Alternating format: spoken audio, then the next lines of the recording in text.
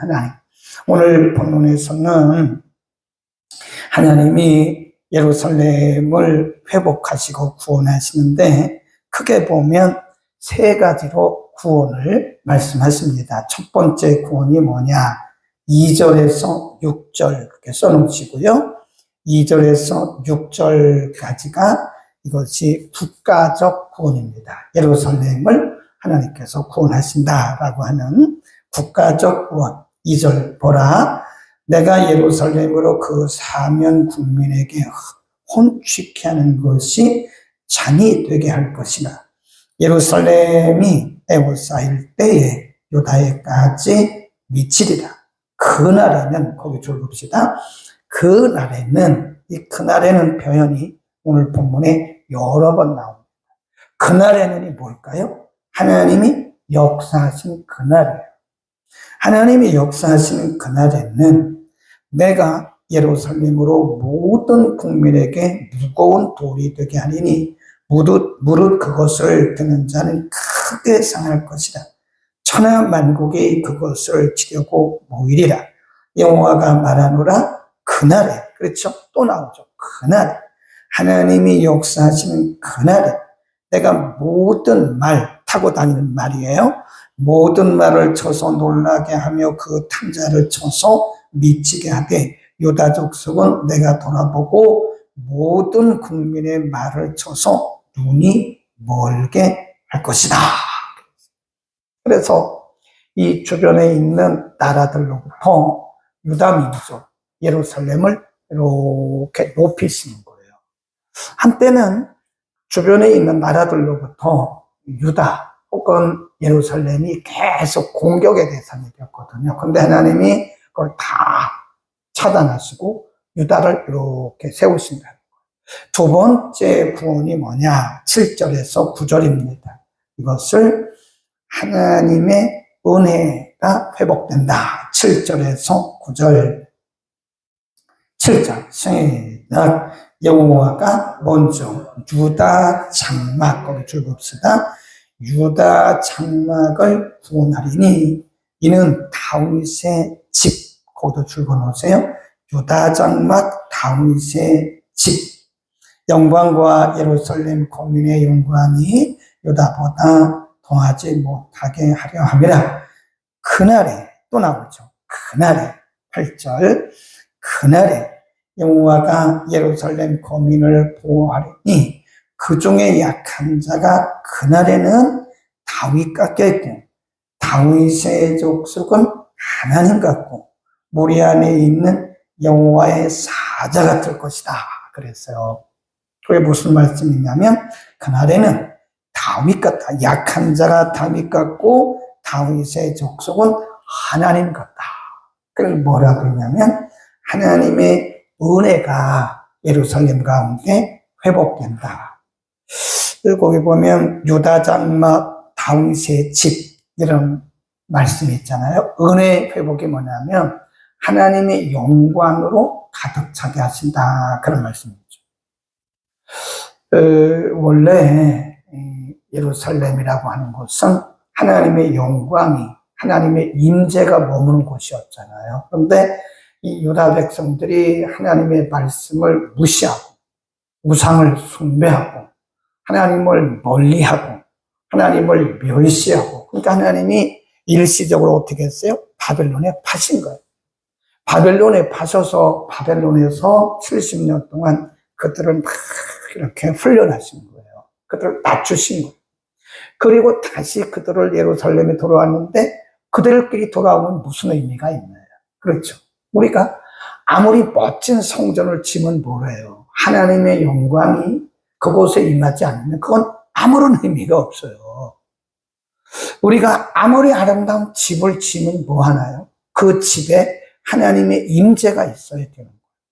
그러니까 지금 유다 백성들이 바벨론에 돌아와가지고 예루살렘에서 하나님의 무너진 성전을 재건하고 있잖아요. 근데 하나님이 그들에게 지금 약속하신 것이 뭐냐면 너희가 지금 재건하는 이 예루살렘 성전이 사람 보기에는 아주 허술하다는 거죠. 허술하죠. 그러니까 옛날에 솔로몬의 영광을 봤던 그 노인들이 그 허술한 예루살렘 성전의 모습을 보고 물었다니, 통곡했다니까요. 우리가 잘못해가지고 그 웅장했던, 그렇게 크고 웅장했던 솔로몬 성전이 다 불타버리고 이제 와서 이게 뭐냐. 통곡했어요. 그런데 하나님 말씀하기를 통곡하지 말라. 이거. 중요한 것은 하나님께서 예루살렘에 다시 은혜를 부어주셔서 그곳에 하나님의 영광이 임하시겠다. 이게 최고죠, 사실은. 하나님의 영광이 없는 성전이 무슨 의미가 있겠어요? 하나님의 영광이 없는, 임재가 없는 그런 교회가 무슨 의미가 있겠어요? 하나님 말씀하기를 내가 예루살렘을 다시 일으킨다. 그 말은 하나님의 영광이 가득 차고 하나님의 임재가 가득할 것이다. 그런 말씀입니다. 그 다음에 세 번째 10절에서 14절, 이것은 영적 회복입니다. 이게 중요한 것 같아요. 그러니까 예루살렘을 군사적으로 다시 회복시켜 두셨어요. 주변에 있는 열국들을 다 쳐내셨어요. 그 다음에 두 번째는 예루살렘 성전에 하나님의 영광이 임했어요. 이제 거기까지 두 번째고, 세 번째가 뭐냐? 세 번째 10절 다 같이 읽습니다. 시작. 내가 다윗의 집과 예루살렘 거민에게 은총과 간구하는 심령을 부어주리니. 거기 줄 봅시다. 은총과 간구하는 심령을 부어주리니 그들이 그 찌른 바 그를 바라보고 그를 위하여 애통하기를, 독자를 위하여 애통하며 그를 위하여 통곡하기를, 장자를 위하여 통곡하듯 하리라. 11. 그날에 예루살렘의 큰 애통이란 말은 회개입니다. 회개. 예루살렘에 큰 회개가 있으리니 무기독을 짜기 하다들이 모내에 있던 애통과 같을 것이라. 온 땅 각 족속이 따로, 이게 중요한 것 같아요. 따로. 각각 개인이 그 말입니다. 각 족속이 따로 애통하되 다윗의 족속이 따로 하고 아내들이 따로 하고, 네, 나단의 족속이 따로 하고 아내들이 따로 하고, 레위 족속이 따로 하고 그 아내들이 따로 하고, 시므의 족속이 따로 하고 그 아내들이 따로 하고, 모든 남은 족속도 각기 뭐 한대요? 따로 이런 표현이 여러 번 나와요. 이게 무슨 의미냐? 이게 굉장히 중요합니다. 이거를 이제 우리가 흔히 말하면 신앙 회복이라 그러는데요. 신앙 회복도 우리가 무슨 신앙 회복 운동 합시다. 현수 막 걸어놓고 회복. 그런다고 회복되는 게 아닙니다. 절대로 안 됩니다. 네. 우리가 무슨 큰 팻말을 붙이고 우리가 회복합시다. 그런다고 회복되는 게 아니에요. 이 신앙 부흥이라는 것은 오히려부터 부어지는 겁니다. 아멘.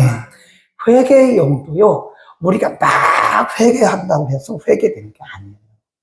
진짜 회개의 영혼요, 오히려부터 부어집니다.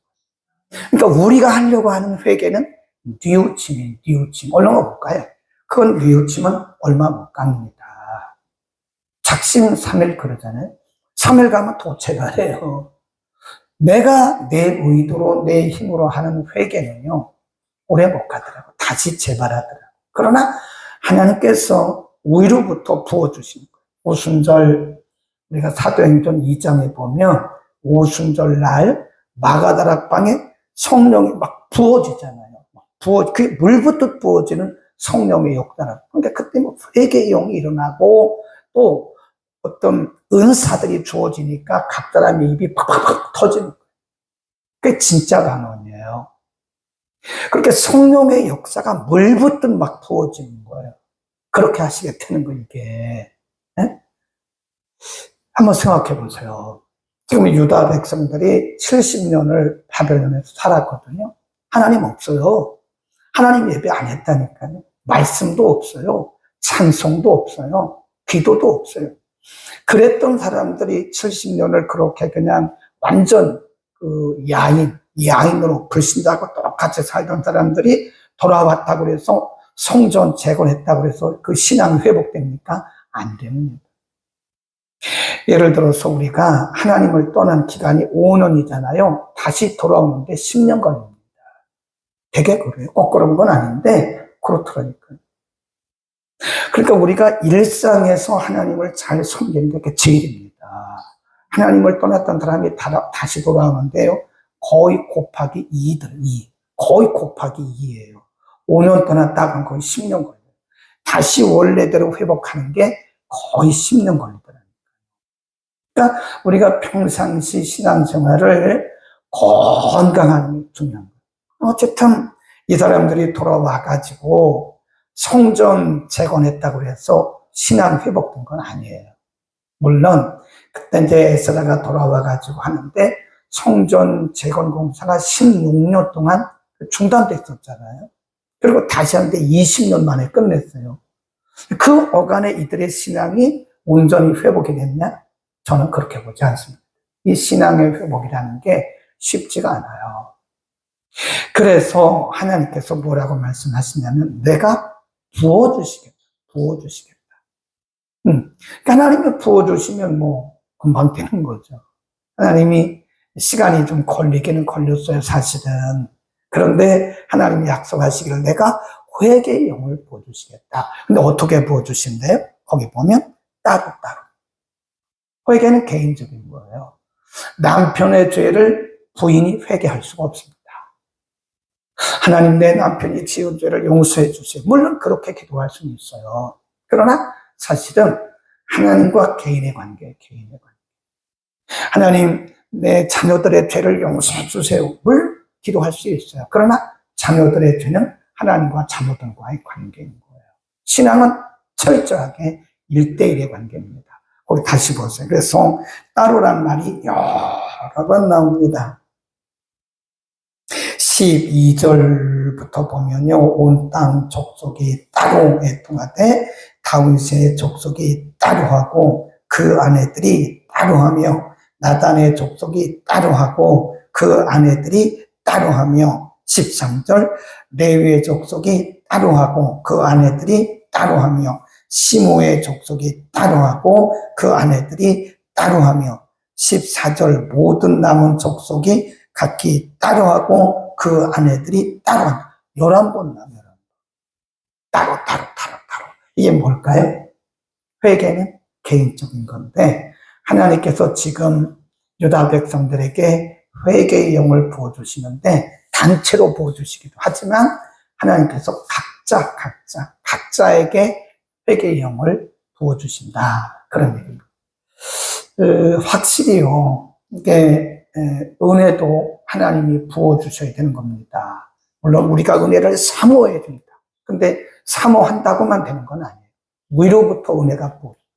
우리가 하나님께서 우리에게 은혜를 부어주실 때 보면요. 그 불가항력적입니다. 우리가 그렇게 기도하지 않았는데도 하나님 막 불가항력적으로 부어주실 때가 있어요. 축복도 마찬가지고.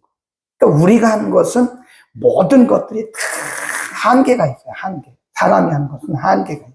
하나님이 위로부터 막 부어주신다는 거예요. 그러니까 진정한 회개는 하나님께서 부어주시는 겁니다. 각 사람에게 부어주시고 하나님 회개의 영을 부어주십시오. 그렇게는 기도할 수 있죠.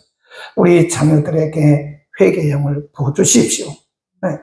우리가 회개하세요. 그런다고 그 사람이 회개되는 건 아니에요. 물론 마음에 어떤 찔림은 줄 수 있겠죠. 회개하십시오. 그런다고 그것이 그 사람에게 금방 회개가 되는 건 아니에요. 세례 요한이 와서 여러분 회개하세요. 천국이 가까웠습니다. 그런다고 사람들이 다 회개했나요? 아니잖아요. 부어질 때. 예수님도 오셔서 하신 말씀 여러분 회개하십시오. 천국에 가까웠습니다라고 회개의 메시지를 전했어. 그렇다고 다 회개한 건 아니잖아요. 성령이 오셔서 회개의 영이 부어질 때 드디어 그들이 회개를 하더라. 우리 얼른 에스겔서 36장으로 가봅니다. 에스겔서 36장 24절 1208년 전후에 있습니다. 에스겔서 36장 24절부터 있습니다. 1208년 전후에 내가 에스겔서는 사실은 이제 유다 백성들이 바벨론에 살 때를 배경으로 하잖아요. 근데 오늘 말씀과 똑같아요. 예. 왜냐하면 앞으로 일어날 일을 미리 말씀해 주신 거니까. 에스겔서 36장 24절 내가 너희를 열국 중에서 취하여 내고 열국 중에서 모아 데리고 고토 어디죠? 예루살렘.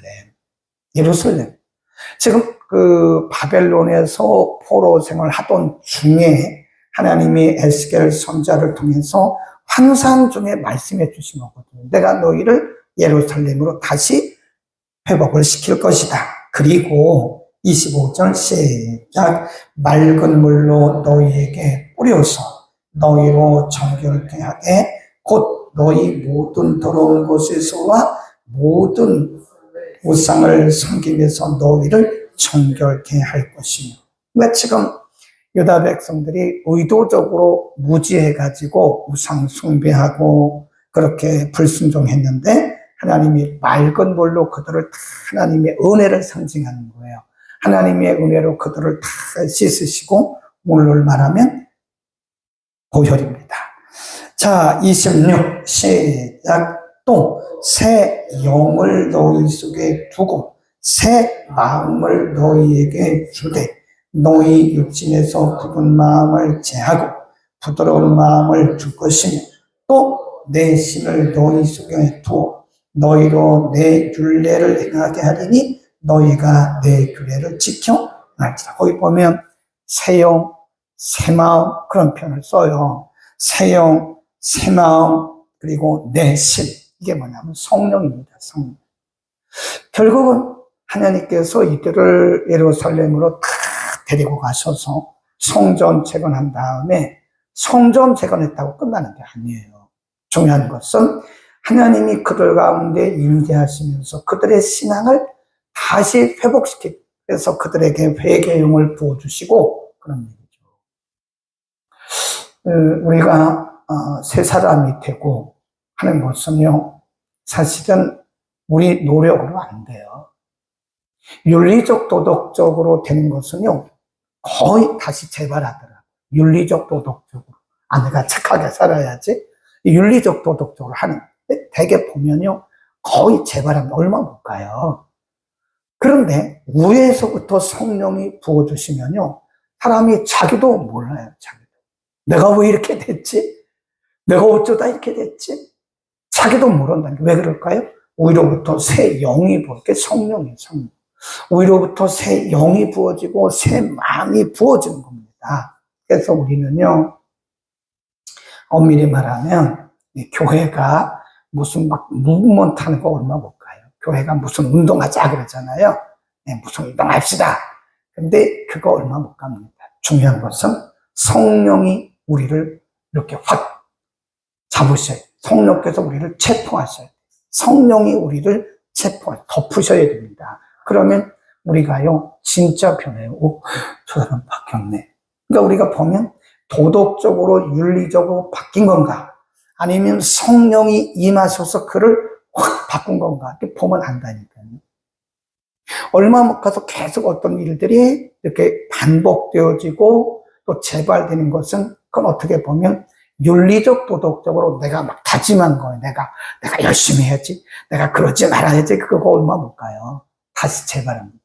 그런데 그 위에 성령이 부어지면 우리의 그런 수고와 노력을 몇 배, 어떤 때는 몇십 배, 몇백 배 초월하는 거예요. 우리는 뭘 받아야 돼? 성령 받아야 됩니다. 우리가 교회가 해야 할 일은 성령입니다.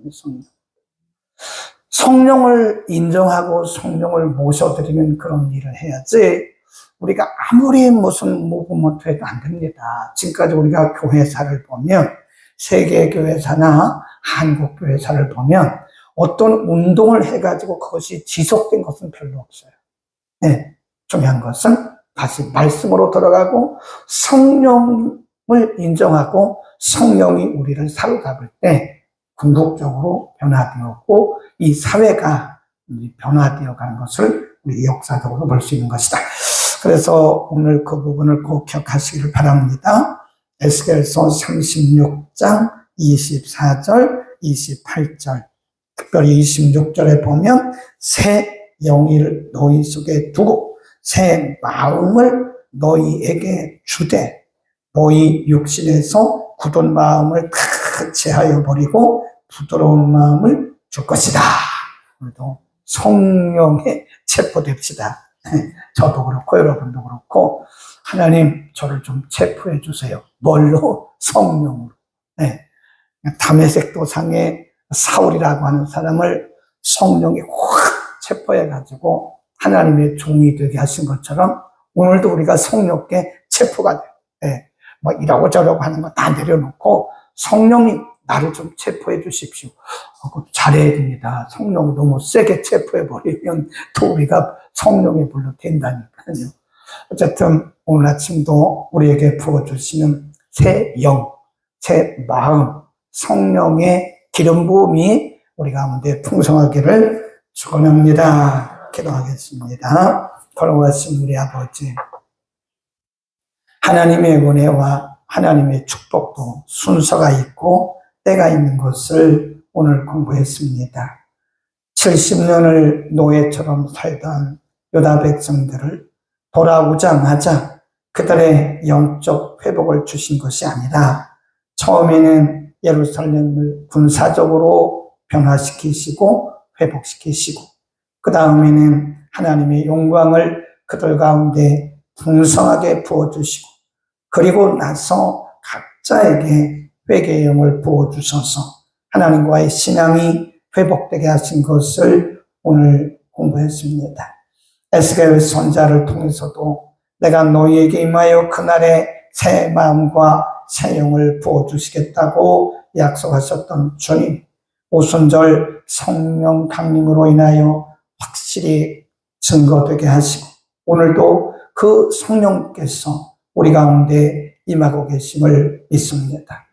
하나님 우리 가운데 우리의 의지나 우리의 도덕성이나 우리의 윤리가 성령의 역사를 가로막지 못하게 하시고 우리를 온전히 내려놓고 부인함으로써 오늘도 성령이 우리를 온전히 통치하여 주옵소서.